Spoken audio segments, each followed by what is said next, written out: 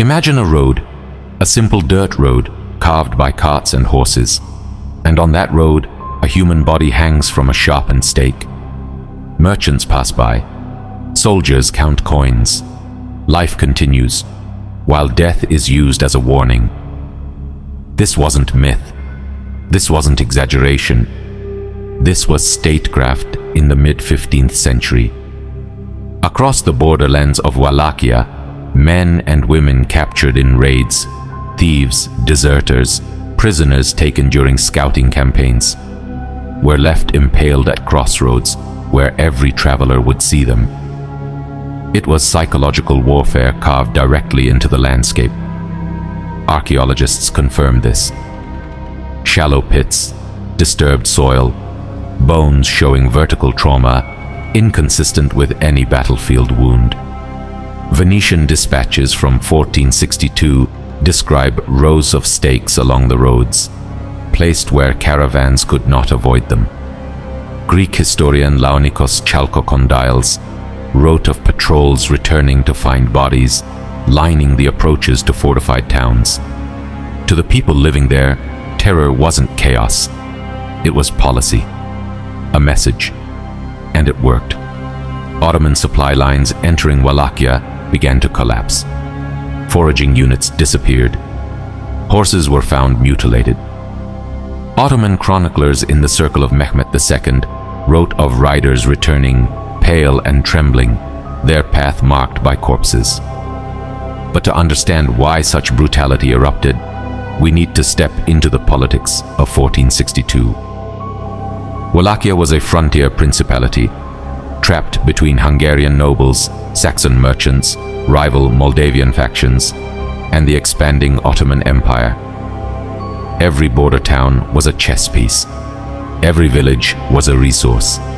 Every civilian was a bargaining tool.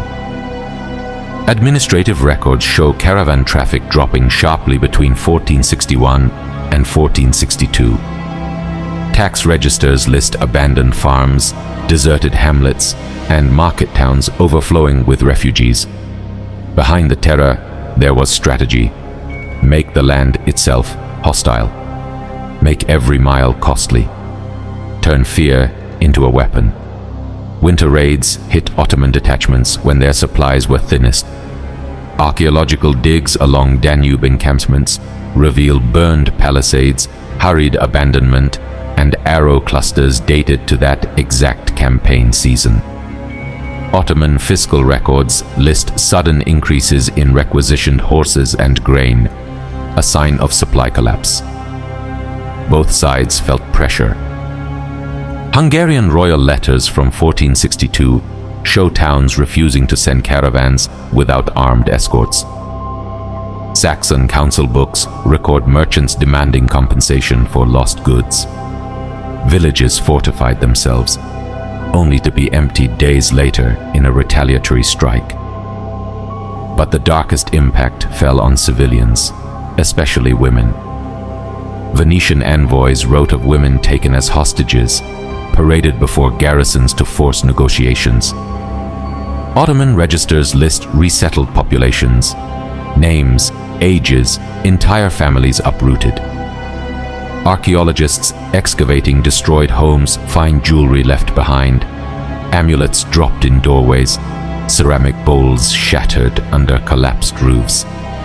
These weren't soldiers. These were families caught in the gears of strategy. One market town, described in both Venetian diaries and German printed pamphlets, was burned after resisting a raid. The women who survived were divided. Some ransomed, some taken, some executed as a warning. A ledger from Sibiu, dated 1465, lists ransom payments for named women, some so large that entire estates collapsed under the debt. Terror shaped the economy. Coin hoards buried in panic, found centuries later, show how people hid their savings during raids. Trade collapsed in some regions, others became heavily militarized. Some villages disappeared entirely from future tax records. Diplomatic letters show rulers struggling. Should they retaliate, negotiate, submit temporarily to save lives. No choice was simple. No option spared everyone. And beneath political maneuvering, violence escalated. Court testimonies describe mobs executing suspected collaborators before trials could begin. Archaeological graves outside town walls confirm hurried burials, bodies dumped without rites. Even central authorities struggled. Hungarian proclamations threatened penalties for unauthorized executions.